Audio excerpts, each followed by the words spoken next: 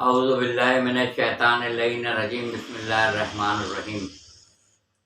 اقتدار علی خان، آج کل میں آپ کی خدمت میں تقریباً 3-4 دن 5 دن 6 دن اس طرح وقفے کے بعد حاضر ہو رہا ہوں، کچھ مصروفیات کے تحت، کیونکہ کل پہلا روزہ ہے اور سن 1443 ہجری کا 1443 ہجری کا 1443 ہجری کا ماہ رمضان المبارک کا پہلا روزہ ہے۔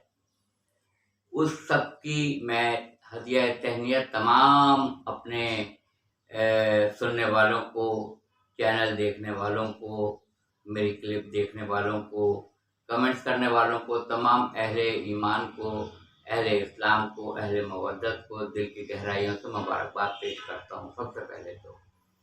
اور یہ اتنا متبرک 3 مہینے متواتر عبادتوں کے ہیں، گناہوں پہ استغفار کے ہیں، اور جو ماضی میں ہو گیا اس پہ استغفار اور مستقبل کے لیے دعا استغفار۔ ماہ رجب المرجب، شعبان المعظم اور رمضان المبارک 3 سلسلے کے ساتھ، ویسے تو تمام مہینے بہت فضیلت والے ہیں مگر یہ مہینے بڑے فضیلت والے ہیں، خاص کر بالخصوص جو شعبان المعظم گزرا ہے اس کے آخری سے لوگ روزہ رکھنا شروع کر دیتے ہیں اور اس کو ملا دیتے ہیں رمضان المبارک کے دنوں سے، اور روزے کو کنٹینیو رکھتے ہیں، بہت بڑی فضیلت ہے۔ اس میں جو آیت ہے سورہ بقرہ، دوسرا سورہ قرآن مجید کا، بسم اللہ الرحمن الرحیم، اور آیت نمبر ہے 183۔ اے ایمان والو، اب یہاں تقوی کا ذکر نہیں ہو رہا ہے، اے ایمان والو تم پہ روزے فرض کیے گئے ہیں، واجب ہیں، فرض ہیں، جیسے کہ سابقہ امتیوں پر روزے فرض کیے گئے تھے، اسی طرح تم پہ فرض ہے یہ روزے رکھنا تاکہ تم تتقون، پرہیزگار بن سکو، متقی بن سکو۔ صدق اللہ العلی العظیم۔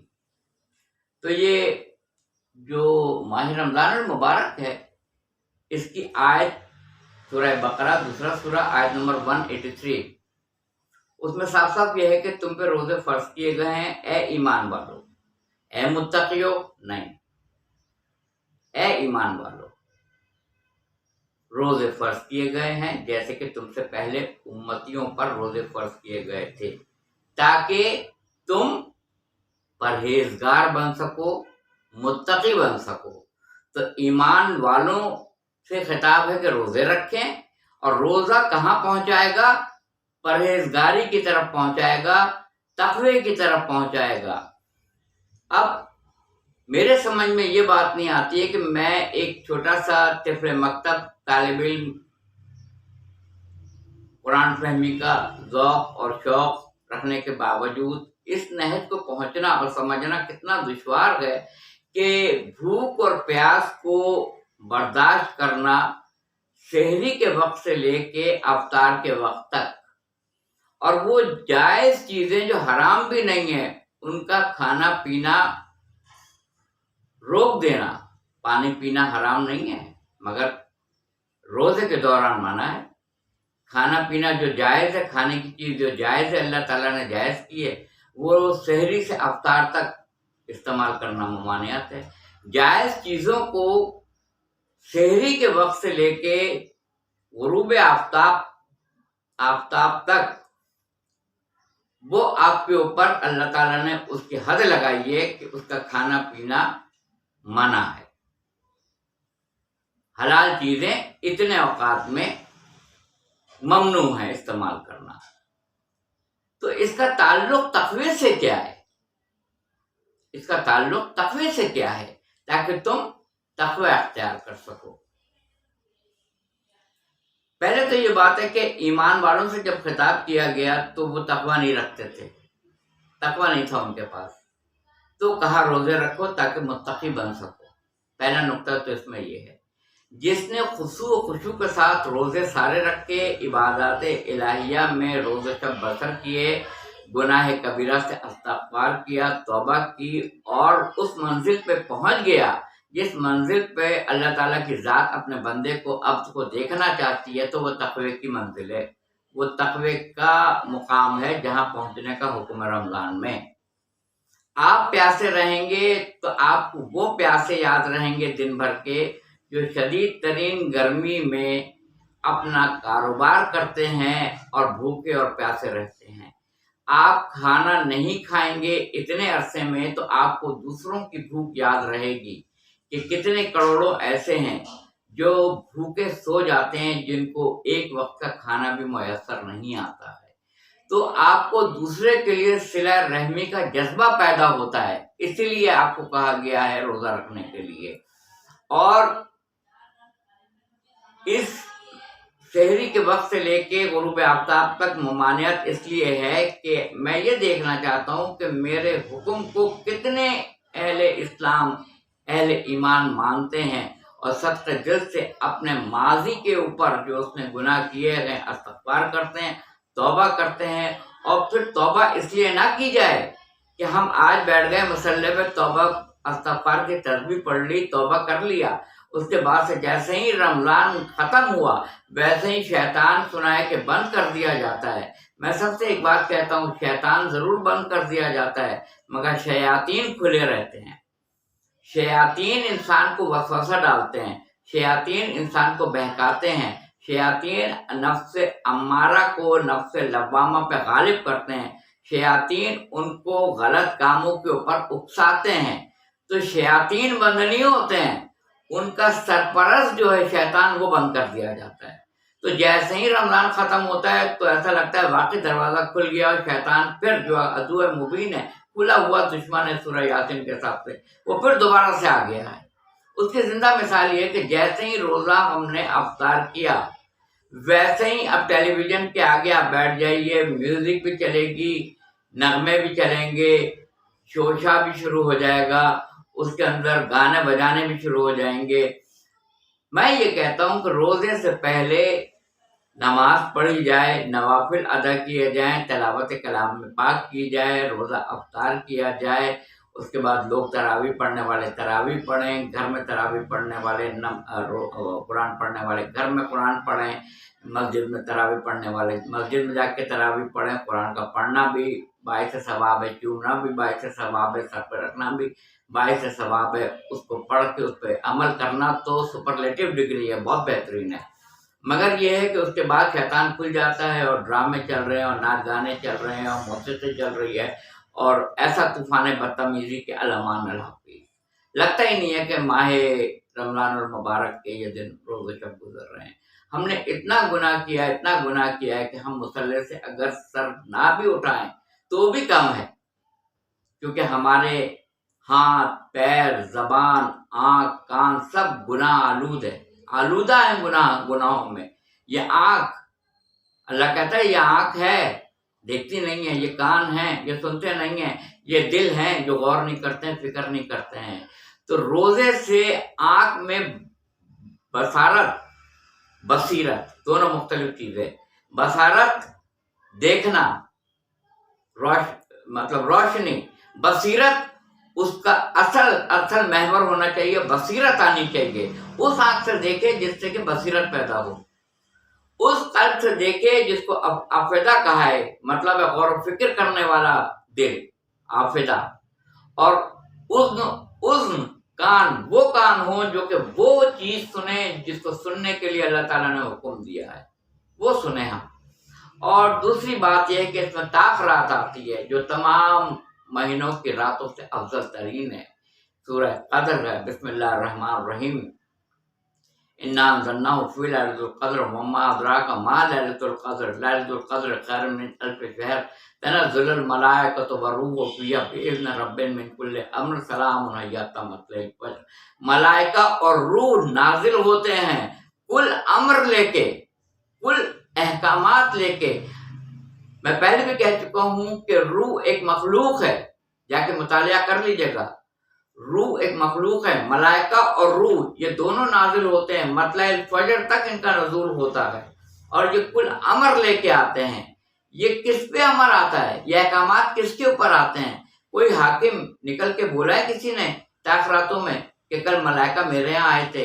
کوئی پیش امام بولا؟ کوئی مسجد کا مولوی بولا؟ کوئی حاکم دین بولا؟ کوئی حکمران بولا؟ کسی نے نہیں کہا کہ کل ملائکہ ہمارے پاس آئے تھے۔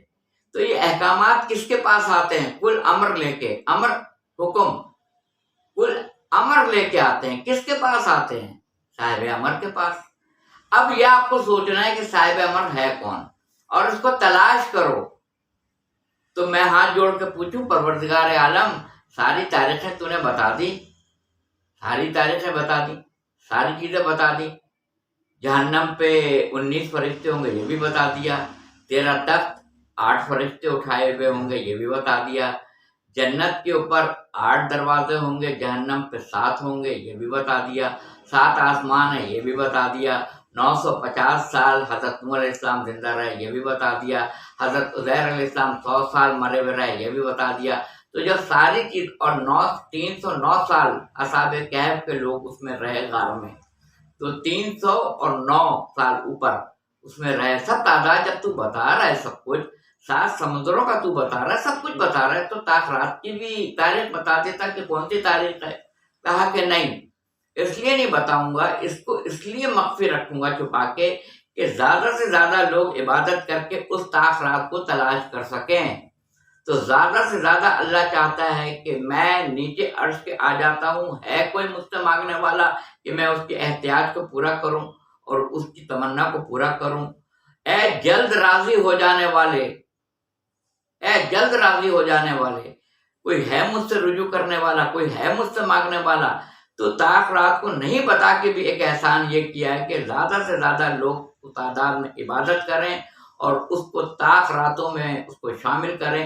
اسی مہینے میں 19 رمضان، جس میں فجر کی نماز کا پہلا سجدہ اور سجدے سے اٹھتا ہوا سر حضرت علی ابن ابی طالب علیہ السلام کا، اور ابن ملجم کی زہر آلودہ تلوار آپ کے سر مبارک پر گئی، اور سر مبارک شگافتہ ہوا، اور آپ کے لبائے مبارکہ سے فوراً یہ نکلا، فزت رب الکعبہ، کعبے کے رب کی قسم ہے کہ علی کامیاب ہو گیا۔ پوری زندگی میں جا کے چیلنج ہے میرا، جا کے دیکھ لیجیے آپ، پوری تاریخ اسلام میں جناب امیر المومنین امام المتقین حضرت علی ابن ابی طالب علیہ السلام نے یہ جملہ پوری زندگی میں نہیں کہا کہ فزت رب الکعبہ، رب کعبہ کی قسم میں کامیاب ہو گیا۔ بے شمار کامیابیاں آپ کو ملی، مگر آپ نے یہ جملہ نہیں کہا، آپ نے یہ صرف ضرب لگنے کے بعد کہی۔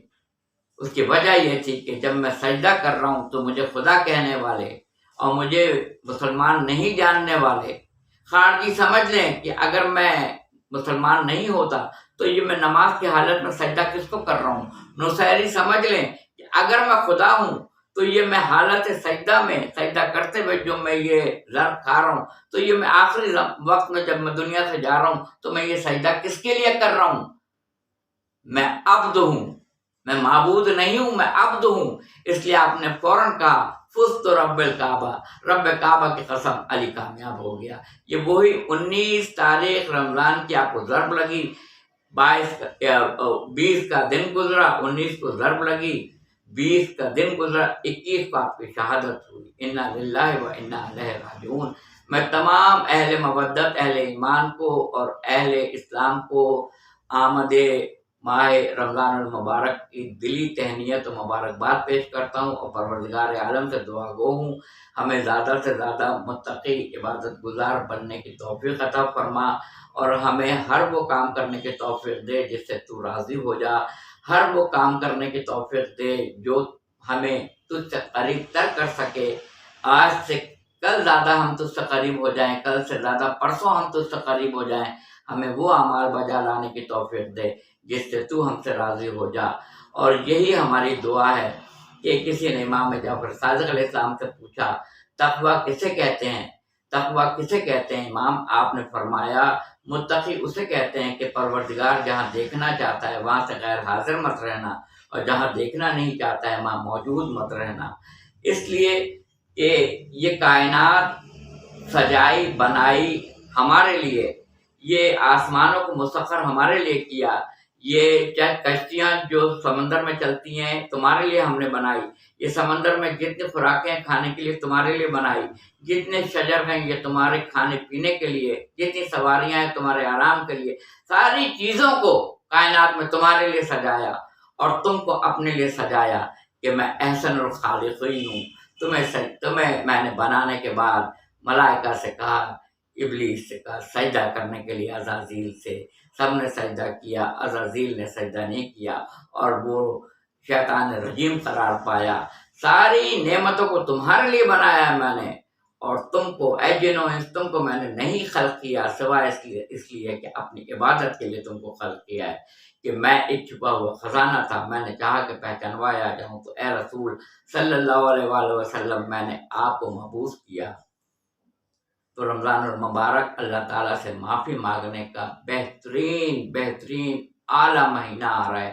اللہ تعالیٰ مسلمانوں کو پکا مسلمان، سچا مسلمان، ظاہر و باطن سے سچا اور پکا مسلمان بننے کی توفیق دے، ہمارے گھروں میں برکتوں کا نزول ہو، ہمارے گھروں میں حسد بغض کینہ کرنے والوں کو تو نیست و نابود کر دے، رزق میں برکت دے، جو لوگ بے روزگار ہیں ان کو روزگار دے، جو لوگ عبادت نہیں کر سکتے ہیں ان کو عبادت کرنے کی توفیق دے، ہمارے دعاؤں کو شرف قبولیت عطا کر۔ وآخر دعوانا الحمدللہ رب العالمین۔ کمنٹ سیکشن میں جا کے کمنٹس کر کے بتائیے گا کہ میں نے یہ چھوٹی سی کاوش کی ہے، اس میں جو کمی رہ گئی تھی اس سے بھی مجھے مطلع کیجیے گا۔ جزاک اللہ، جزاک اللہ۔